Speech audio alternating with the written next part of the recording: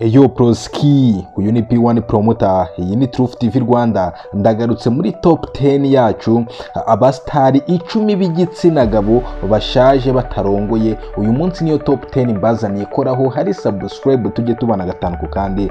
Turahera ku mwanya wa 10 tugende tumanuka. Rwose iyi nkuru yiha umwanya wicare uyirebe kugera irangiye, kubera yuko ntagutindiye. Ku mwanya wa 10 tuhafite umustari bita Emirene Murindahabi Irene. Uyu nguyu ni umunyamakuru wamamaye cyane ukorera kuri za YouTube ndetse akaba akora no ku bindi bitangazamakuru bitandukanye.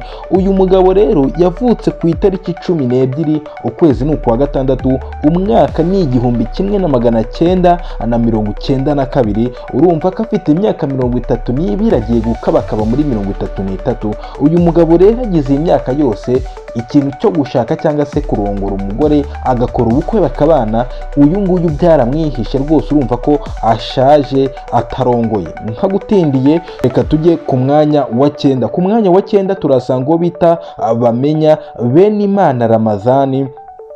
Uyu Benimana Ramazani yavutse ku itariki 14 z'ukwezi kwa kane, umwaka w'1992. Urumva rero nawe afite imyaka 32, arimo arayingayinga imyaka 33. Uyu mugabo rero yamenyekanye muri filime zitandukanye harimo Bamenya n'izindi filime nyinshi yagiye akina, ariko urumva rwose nubwo akinnye filime nyinshi akaba umustari, ariko ikintu cyo gushyira ku murongo ubukwe bwe cyangwa se agaplaninga akavuga ati ngiye kurongora, icyo cyo cyaramwihishe, akaba ariyo mpamvu ashaje atarongoye. Ntagutindiye, ku mwanya wa 8 turasanga bita Rocky Kirabiranya. Uwizeyimana Mariko wavutse ku itariki 24 ukwezi kwa 8 umwaka w'1991, imyaka ni 33 kabakaba muri 34. Uyu Rocky Kirabiranya ni umusobanuzi wa filime. Uyu nguyu akaba yarasobanuye amafilime menshi agiye atandukanye, ndetse akaba afite n'ibindi bikorwa bigiye bitandukanye akora. Ariko urumva ku myaka ya 33 iyigayinga muri 34, urumva rwose kurongora byaramwihishe. Ni umwe mu basitari nyarwanda cyangwa se mu byamamare nyarwanda bishaje bidashatse abagore.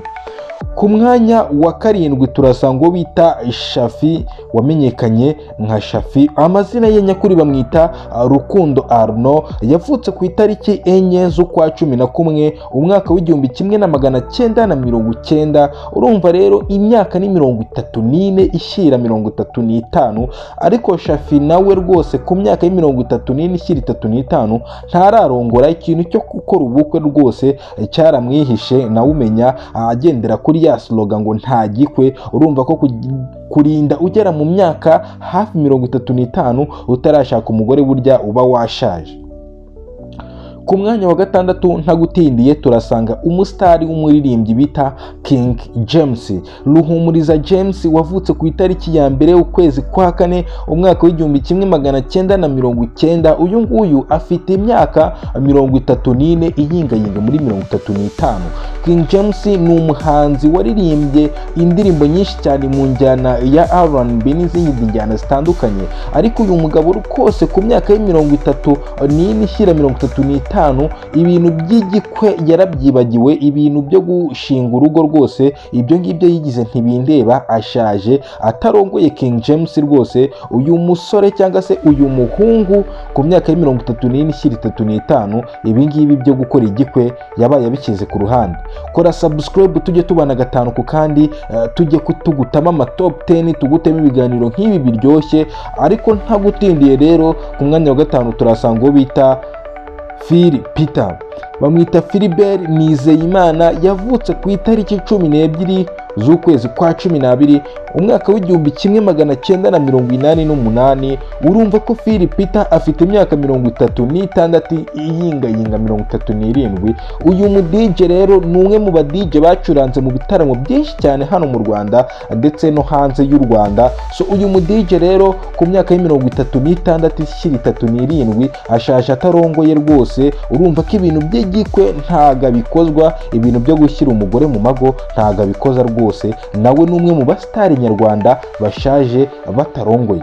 Ku mwanya wa 4 turasanga uwo bita Nyagahene. Uyu ni umukinnyi wa filime wamamaye cyane muri filime z'ahashize ndetse no muri filime zo muri iyi minsi. Uyu Nyagahene rero amazina ye y'ukuri bamwita Kayitaba Emmanuel, yavutse mu 1985. Itariki yo twayishakishije budukeraho rwose, itariki twayibuze yavutseho uyu mugabo, ariko imyaka yo ni 39 iyingayinga 40. Nyagahene rero uyu Kayitaba Emmanuel ni umwe mu bakinnyi ba filime bakinnye filime nyinshi cyane hano mu Rwanda kandi bakizikina, ariko urumva ko Nyagahene rwose ni umwe mu basitari ibintu byo kurongora cyangwa se gukora ubukwe byaramwihishe. Urumva ko kuyingayinga imyaka 39 ushyira mu myaka 40, aho ngaho uba washaje utarongoye rwose. Nyagahene murumva ko nawe ari umuhungu mu bahungu hano mu Rwanda bashaje batarongoye. Ku mwanya wa gatatu turasanga umusitari cyangwa se cyamamare bita super manager Gakumba Patrick, nawe numwe mu basitari bashaje batarongoye. Uyu mugabo cyangwa se uyu muhungu yavutse ku itariki ya mbere ukwezi kwa kane umwaka w'1984. Uyu muhungu rero urumva ko afite imyaka 38, arayingayinga muri 39. Uyu super manager rero Gakumba Patrick numwe mu basupa cyangwa se numwe mu ba manager b'abakinnyi, akaba afite n'izindi business zigenda zitandukanye afite ku ruhande agenda akora bitari ibyo byo kugurisha abakinnyi. Ariko uyu muhungu rero nawe numwe mu bahungu banze kurongora hano mu Rwanda, numwe mu basore rwose by'igikwe babiteye umugongo. Urumva kurinda uyingayinga mu myaka 39 utararongora, aho ngaho uba washaje udakoze ubukwe cyangwa se uba washaje utarongoye. Nta gutindiye ku mwanya wa kabiri reka ariho tunyarukira, kubera yuko ku mwanya wa kabiri turasanga umuhungu bita Papa Sava cyangwa se Niyitegeka Gratien. Uyu muhungu rero yavutse ku itariki 25 ukwezi kwa 12 umwaka w'1978. Urumva ko imyaka ari 46 ishyira 47. Uyu musore cyangwa se uyu muhungu Papa Sava ni umwe mu bahungu bakinnye filime nyinshi cyane, ni umwe mu bahanga, ni umwe mu basore bafite talenti, ariko nanone ku ruhande rwo gukora igikwe yabaye abiteye umugongo, yabaye abihakanye. Urumva ko kuyingayinga mu myaka 47 utararongora, ngira ngo ahangaha bwo ashaje atarongoye. Urumva ko imyaka yamujyanye rwose.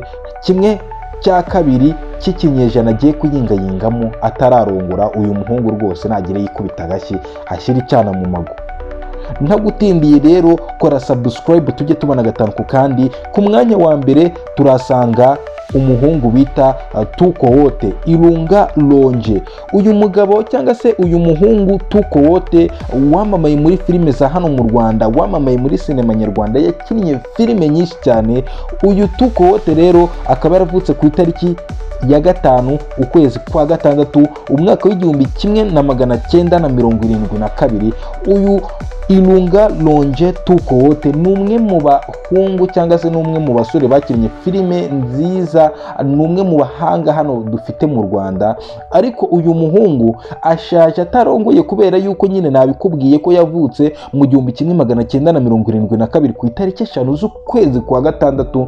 Imyaka ibaye 52, arayingayinga muri 53. Urumva ko rwose mu by'ukuri ashaje atarongoye, ashaje rwose atarongoye. Uyu mugani niwe bawuciriye. Gusaza rero utarongoye uyu mugabo, murumva yuko nubwo ari umuhungu, nubwo ari umusore, ariko ku myaka 52 ushyira muri 53 utararongora, aho ngaho uba warengeye cyane hano mu Rwanda rwose. Ariko buriya niko yabihisemo kuzasaza atarongoye. Urumva ko ku myaka 52 ishyira 53 ndatekereza yuko biragoye ibyo kuzaba akora ubukwe. So iyi yari top 10 rero y'ibyamamare bya hano mu Rwanda bishaje bitarongoye. Njyewe nari B1 promoter. Kura subscribe tujye tubana gatanu ku kandi, tujye tubagezaho bino biganiro bya Tuff TV, bino biganiro by'ama top 10, bino biganiro biba byakorewe ubushishozi, ubusesenguzi, twasomye ibinyamakuru bitandukanye kugira ngo tubagezeho ibyegeranyo ndetse n'ama top 10 asukuye tutibeshyemo n'akantu na kamwe. Njyewe The B1 Promoter, iyi ikaba Truth TV Rwanda. Top 10 nakagaruka.